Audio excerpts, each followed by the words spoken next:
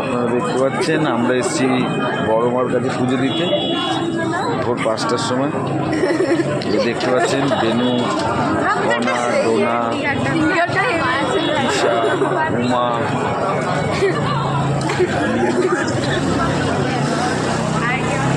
আর এই আপনি দেখতে পাচ্ছেন লাইন পড়েছে, পেছনে লাইন।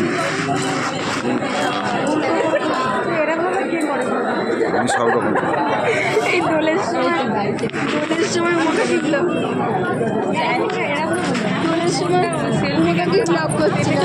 আমার তো দেখি তো ভালো। তুমি দোলের সময় ব্লগ করছিলে না? হ্যাঁ, বলে আমাদের এখন 6টায় বেরোনোর কথা ছিল। এই বলবো এটা ব্যাক ক্যামেরা